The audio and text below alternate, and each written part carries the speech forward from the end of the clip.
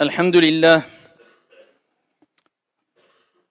Dans la vie, il y a un jour avec, ou il y a des jours avec et des jours sans. Yawmun laka wa yawmun alayk. On peut rencontrer des réussites et on peut rencontrer des difficultés, des épreuves, des jours de joie, des jours de délivrance, et ainsi va la vie. Mais ce qui nous importe particulièrement, et on en parle assez souvent, mais le rappel profite aux croyants et aux croyantes, ici c'est de savoir comment réagir, comment surmonter les difficultés, les épreuves, comment faire face à ces portes qui se ferment en face de nous, et lorsqu'on a l'impression que tout est perdu, que c'est la fin.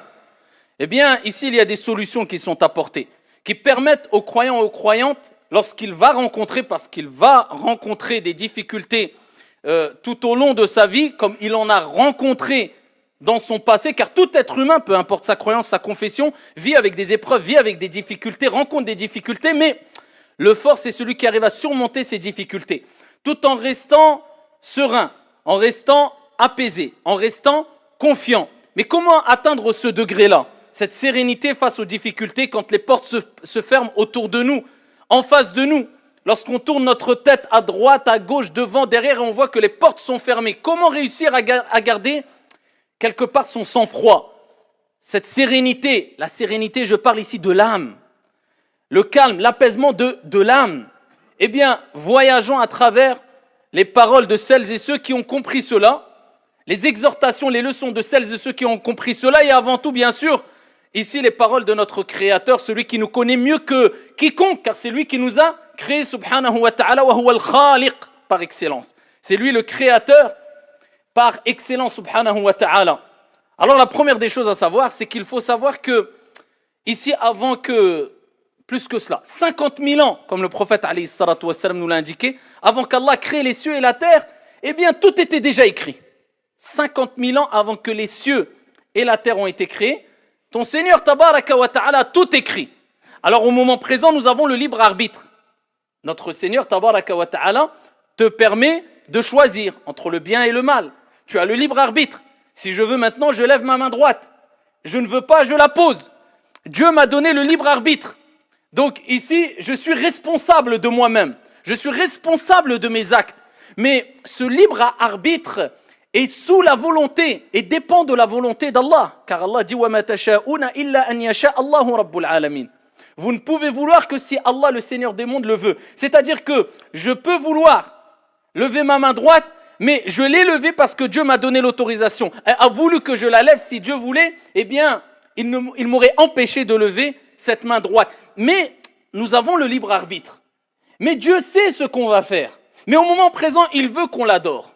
Et ici, peut-être que demain, il y aura d'autres créatures qui l'adoreront en dehors de nous, des anges et en dehors d'eux. Mais aujourd'hui, il veut que ce soit les êtres humains, parmi ces créatures, qui l'adorent. Et aujourd'hui, on a le libre arbitre qui nous permet de faire les choses, d'agir, d'œuvrer, de faire le bien. Donc, il faut savoir que Allah subhanahu wa ta'ala a tout écrit. Et quand la personne se met ça dans la tête, il ne s'encombre pas de ce stress, de ces pensées qui le perturbent. Mais qu'est-ce qui va se passer demain? Qu'est-ce qu'il va m'arriver? Est-ce que je vais avoir ma subsistance? J'ai une difficulté. Qu'est-ce qu'il va advenir de moi? Mais où je vais aller? Comment vais-je m'en sortir? Ya Abdallah, calme-toi. Allah tabaraka wa ta'ala a tout écrit. Tout est destiné. Stress, ne stresse pas. Pleure, ne pleure pas. Lamente-toi, te lamente pas. Plains-toi, te plains pas. Cours, ne cours pas. Fais ce que tu veux. Tout est écrit. Donc, est-ce que tu penses que tu vas forcer les choses à tel point que ce qui a été écrit, eh bien, ne sera plus écrit? Non, ça fait partie du destin. Ça t'est destiné. Donc, reste serein. Agis de manière sereine et dis-toi de toute manière, je dois agir, pas rester les bras croisés, mais de toute manière, tout est écrit. Ce qui va se passer est déjà écrit, mais au moment présent, je dois agir de manière sereine et posée et intelligente, en faisant et en prenant les meilleures des décisions possibles. Et à ce moment-là, tu goûteras un certain apaisement en te disant de toute manière, je dois voyager ou pas, je me casse la tête, je fais les causes. Si je dois voyager, c'était écrit. Si je ne dois pas voyager, c'était écrit. Moi, ce qui m'est demandé, c'est de faire les causes. Au moment présent, au moment T. Ni plus ni moins. Ce qui se passera demain, hier est passé. Demain, peut-être ne se produira pas. n'existera pas pour toi peut-être. Peut-être tu mourras aujourd'hui. Aujourd'hui, écris ton histoire, agis. Voilà comment réagit le musulman. Hier, c'est passé. J'ai des remords, Hier, c'est passé. Comme on dit ici dans cette fameuse parole, les fêtes mettent. Ce qui est passé est mort. Demain, Allahu a'lam, oui, mais il faut que je construise, il faut que je fasse. Pourquoi tu stresses? Peut-être demain, tu ne seras plus là. Aujourd'hui, tu es là. Écris ton histoire, agis. Vis le jour. Vis au moment présent. Tu peux profiter de la vie. Profite de la vie sereinement, intelligemment, avec un cadre serein et religieux. Sois pieux, prépare ton au-delà. Aujourd'hui, demain, Allahu a'lam. Pourquoi tu stresses pour le lendemain? Tu as une difficulté. Eh bien, essaie de la surmonter aujourd'hui. Demain, peut-être qu'elle disparaîtra rapidement dans 3 jours, 4 jours, demain, après. Toi, vis ta vie au moment présent, au moment T. C'est ce qui t'est demandé. Et arrête de stresser en te disant, qu'est-ce qui va m'arriver? La yukallifu Allahu nafsan illa wus'aha. Allah ne donne pas à une âme une charge au-dessus de sa capacité. Ce que tu as, ce que tu vis, tu pourras le supporter. Car Dieu n'est pas injuste et Dieu veut ton bien. Al-Hassan al-Basri, rahimahullah ta'ala, disait, lorsque j'ai compris, c'est pas lorsque j'ai su. Parce que tu peux savoir, mais savoir ne veut pas dire comprendre. Et la compréhension passe par le savoir. Mais le savoir ne passe pas automatiquement par la compréhension. Parce qu'il faut savoir, mais ensuite il faut comprendre. Et beaucoup de gens savent, mais ne comprennent pas. Donc le fait de savoir, d'avoir du ilm, de la science, ça ne suffit pas. Parce que peut-être tu vas apprendre des choses par cœur, tu vas avoir un savoir, mais est-ce que tu l'as compris? Ça c'est la deuxième étape. Et même si tu l'as compris, l'as-tu appliqué? Al-Hassan al-Basri disait, lorsque j'ai compris, parce que Al-Hassan al-Basri avait compris, et on va le voir, la preuve qu'il avait compris, il l'a mis en application. Lorsque j'ai compris, pas su simplement, parce que quelquefois on lit des versets, Dieu est celui qui accorde sa subsistance, Dieu est celui qui délivre des problèmes. Là tu sais, mais est-ce que tu l'as compris? Comment réagis-tu lors des problèmes? Quand tu demandes ta subsistance, comment réagis-tu? Là on pourra savoir si tu as su ou tu as compris vraiment. Et si tu as compris, tu vas vivre avec le verset coranique, avec les recommandations prophétiques, avec ce que Dieu t'a dit et son messager, alayhi salatu wassalam. Tu vas mettre en application cette spiritualité, cette croyance, cette certitude, la conviction que Dieu, c'est lui qui accorde, c'est lui qui ouvre les portes, c'est lui qui délivre, c'est lui qui, ton Seigneur, tabaraka wa ta'ala. Il dit, lorsque j'ai compris que c'est Allah, mon Seigneur, qui accorde la subsistance, à ce moment-là, mon cœur s'est apaisé. Allah. Donc il t'est demandé de faire les causes. Les membres font les causes. D'accord? Et le cœur place sa confiance en Allah subhanahu wa ta'ala. Donc toi, ce qui t'est demandé, c'est de savoir que la subsistance vient de Dieu et qu'il t'est demandé de faire les causes et ne pas forcer les choses. Stop. Ne te tracasse pas. Fais les causes, bien sûr, tu dois agir. Mais de là, te tracasse. Non, stop. Dieu t'a dit, fais les causes et ta subsistance vient de Dieu. Tu l'auras. Même si tu es, comme on dit, terfsma ou je sais pas quoi, ce qui t'est écrit et tu l'auras. Ni plus, ni moins. Je répète, ça ne veut pas dire on reste les bras croisés, car le prophète a dit aux compagnons, quand le prophète a parlé du destin, il dit non, œuvrez, et vous serez interrogés sur ce que vous avez fait. Toi, œuvre, mais tranquillement. D'accord? De manière sereine, de manière apaisée. Et sache une chose, que notre Seigneur tabaraka wa ta'ala nous rappelle que on peut se tromper. Et peut-être une chose peut te paraître bonne alors qu'elle est mauvaise. Une chose peut te paraître mauvaise, tu crois qu'une porte s'est fermée, c'est un mal, c'est un bien. Ça te motive encore plus à être plus serein. وَعَسَىٰ أَن تَكْرَهُ شَيْئًا وَهُوَ خَيْرٌ لَكُمْ وَعَسَىٰ أَن تُحِبُّ شَيْئًا وَهُوَ شَرٌ لَكُمْ وَاللَّهُ يَعْلَمُ وَأَنْتُمْ لَا تَعْلَمُونَ Allahu a'lam. Vous pouvez avoir de l'aversion pour une chose, vous pensez que c'est un mal alors que c'est un bien. Et vous pouvez aimer une chose, vous pensez que c'est un bien alors que c'est un mal. Allah sait, vous ne savez pas. Dieu te rappelle que, eh bien ici, qu'est-ce qui est en face de toi? Remets-toi-en à Dieu. Pourquoi? Parce que tu ne sais pas vraiment, de manière profonde, où est le bien, où est le mal. À première vue, de manière apparente, ça c'est le bien, ça c'est le mal. Par exemple, quand tu veux entreprendre une affaire, acheter un véhicule, te marier, voyager. Mais est-ce que tu sais vraiment que ce voyage est bon pour toi ou pas? À première vue, oui. Mais fais la prière de la consultation. Remets-toi-en à Dieu, celui qui connaît Al-Ghaib. Celui qui connaît l'invisible, qui connaît le futur, qui connaît ce que tu ne connais pas. Et qui sait ce que tu ne sais pas. Et il sait ce qu'il y a en toi. Et avant même que tu parles, il sait ce que tu allais dire. Et il sait ce que tu caches. Et il sait même ce que tu aurais dit si tu l'avais dit, même si tu ne l'as pas dit. Subhanahu wa ta'ala. Et c'est pour cela qu'il est important de vivre avec ça. Le fait de se dire de toute manière, khayr, insha'Allah. Il y a un bien, insha'Allah. On ne sait pas où est le bien.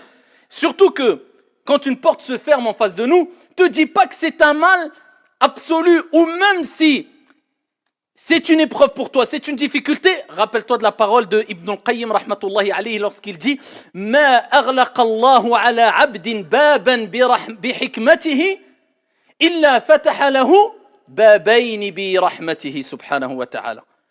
Allah Jalla wa ala ne ferme pas une porte à un de ses serviteurs par sagesse. Parce qu'Allah, c'est lui, Al-Hakim. C'est-à-dire, c'est celui qui sait ce qu'il te faut, qui te convient le mieux, au moment qu'il faut, de la manière qu'il faut. Toi, tu ne sais pas, tu es limité. Non, tu persistes, ça c'est un bien, je veux absolument ça. Non, peut-être qu'Allah Jalla wa ala sait qu'il y a un mal pour toi et que tu mérites qu'il t'évite ce mal-là.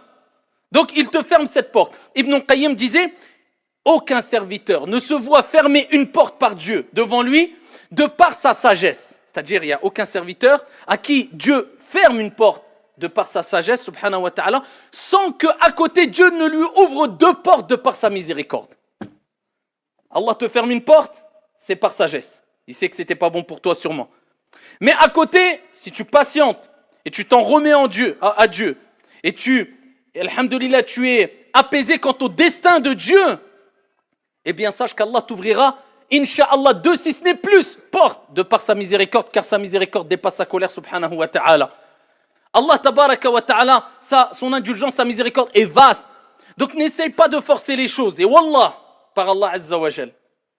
Wallah, si Allah a dévoilé ce qui nous a évité de par sa sagesse, lorsqu'on veut forcer les choses, de par notre ignorance, wallahi, nos larmes auraient inondé le sol, par amour pour lui, subhanahu wa ta'ala. Mais quelquefois, on force les choses. Et Allah, Jalla wa ala, eh bien, de par sa miséricorde, même s'il veut que tu insistes, eh bien, il te ferme les portes. Toi, tu ne sais pas. Et peut-être même, tu feras partie des gens qui se plaindront en disant, pourquoi Dieu ne me donne pas? Imaginez-vous, et Allah garde ça pour lui, alors qu'Allah, Jalla wa ala, eh bien, ne veut pas te le donner parce qu'il sait que c'est un mal. Et si Allah te dévoilait cela, tu aurais tellement honte de ton ignorance, que je suis sûr que nous toutes et tous, on pleurerait et on verserait des larmes jusqu'à inonder le sol par amour pour Allah Azza wa Jalla en lui demandant pardon, Ya Rab, c'est toi Al-Alim, c'est toi Al-Hakim, et nous sommes des ignorants face à ta grande, ici, science et sagesse, Ya Allah. Et c'est pour cela qu'il est important de toujours, ici, garder son calme. Alhamdulillahi ala kulli hal. Réagir comme ça, quoi qu'il arrive. Alhamdulillah dans toutes les situations. Qadar Allah wa ma sha'a fa'al. C'est ce qu'Allah a destiné. Et ce qu'Allah Jalla wa ala veut, eh bien il le fait. Alhamdulillah. Louez Allah, remerciez Allah Azza wa Jal. Et peut-être que 10 ans après, tu te rendras compte qu'en fin de compte, c'était un mal. Et qu'Allah Azza wa Jal t'a apporté un grand bien. Et quand tu remets la cassette en arrière, tu te dis, Ya Rab, combien de fois je me suis plaint. Même peut-être certains, c'est pas à Allah, d'Allah Azza wa Jal, alors que Dieu, pendant des années, a patienté avec moi, car celui qui patiente le plus, comme le prophète alayhi salatu wa salam a dit, c'est Allah subhanahu wa ta'ala. Alors que Dieu a patienté pour m'accorder ce bienfait, m'éviter un grand mal. Sois apaisé, sois serein, peu importe ce qu'il arrive. Reste toujours de manière sereine à cheminer vers ton Seigneur tabaraka wa ta'ala en étant satisfait. Et n'oublie pas que très peu sont ces gens-là. C'est pour ça qu'Allah dit dans le Coran, وَقَلِيلٌ مِّنْ عِبَادِيَ الشَّكُورِ. Il dit, et peu de mes serviteurs, peu, ce n'est pas beaucoup, peu parmi mes serviteurs sont reconnaissants. C'est-à-dire que beaucoup sont ingrats. Et combien sont ingrats? Alors on regarde tout ce qu'on perd autour de nous, mais on oublie tout ce qu'on a gagné, tout ce que Dieu nous a donné, c'est même pas autour de nous, ne serait-ce que sur nous, dans notre corps. Si aujourd'hui Allah Azza wa Jal t'ôtait la vue, et ensuite on te disait que il faudrait donner toutes tes richesses pour retrouver la vue, wallahi tu donnerais toutes tes richesses, et plus encore si tu pouvais. As-tu déjà dit Alhamdulillah, Ya Rab, merci Allah pour m'avoir accordé la vue alors que beaucoup n'ont pas la vue? Non, à part cela, nous, qu'est-ce qu'on fait? Eh bien, illa man rahim Allah, toute la journée. Mais pourquoi? Comme si quelquefois on voulait remettre indirectement la faute sur Dieu.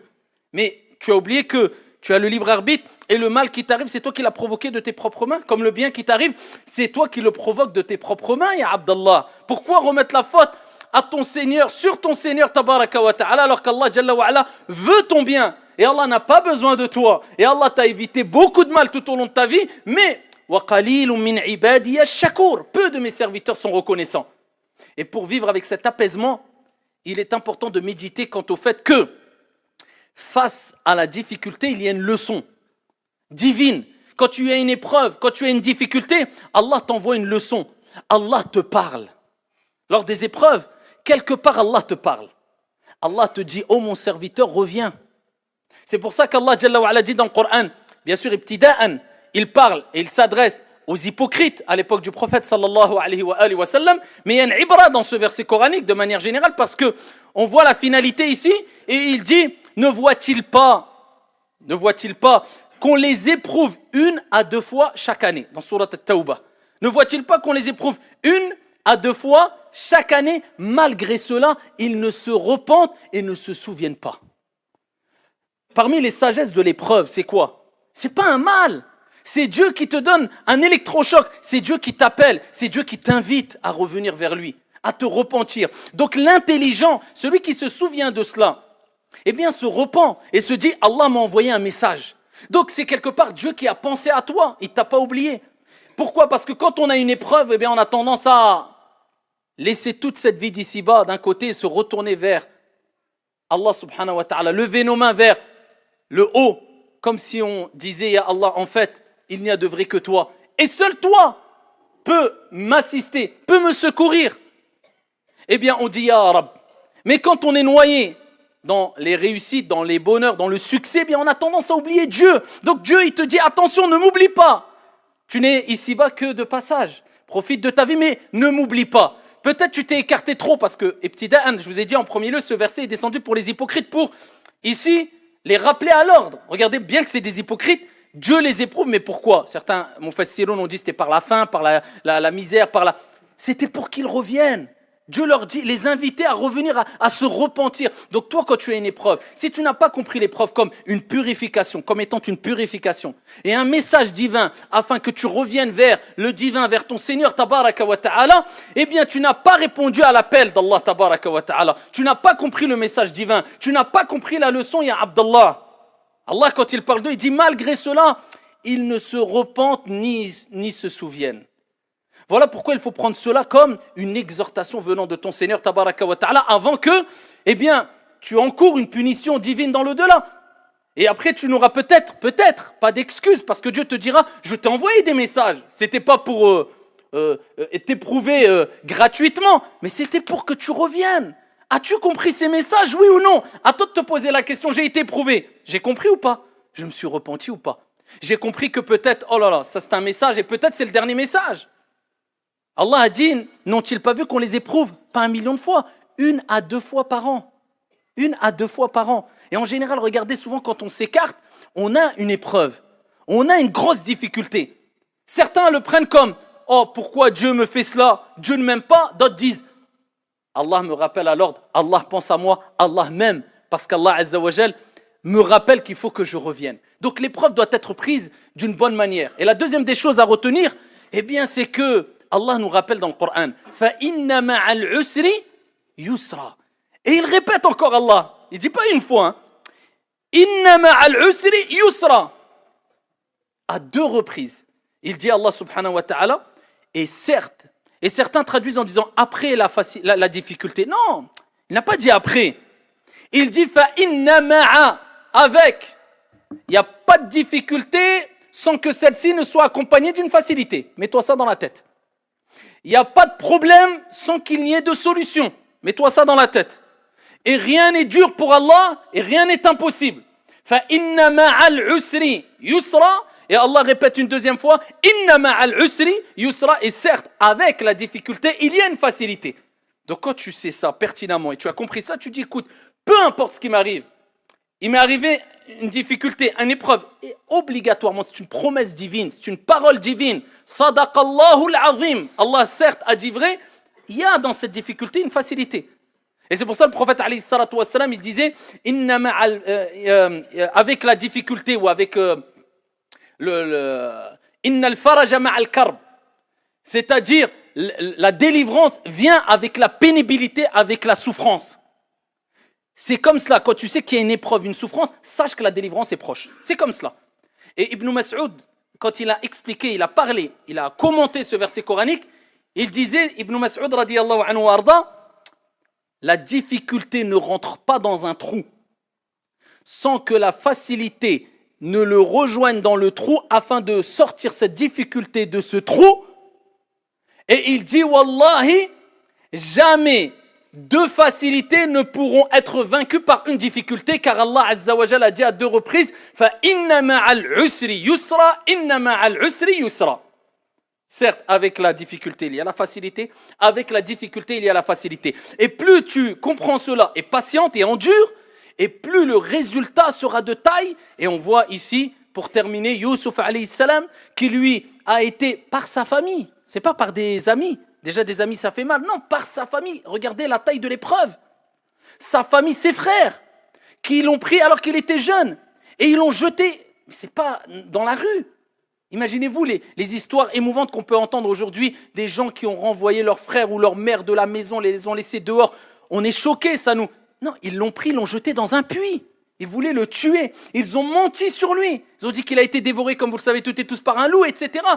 Ensuite, on l'a vendu pour rien du tout à une caravane qui passait. Ensuite, il s'est retrouvé dans un palais. On l'a accusé comme quoi il a voulu avoir des relations avec une femme alors que c'était faux. Et comme il a persisté avec véracité quant au fait que non, il n'avait pas voulu commettre az-zina, la fornication avec cette femme-là. Ils ont dit, tu es un menteur. Et ici, ils l'ont jeté en prison. Il a patienté en prison. Mais imaginez-vous, là, on le cite comme cela. Mais si on entend une histoire comme ça, on se dit, mais réel comme ça, à notre époque, on se dirait, c'est quelque chose de... Eh bien, il a patienté. Et jamais il ne s'est plaint de Dieu. Il n'a cessé de patienter et d'attendre la facilité jusqu'à ce que ensuite il a été innocenté et voilà qu'il s'est retrouvé.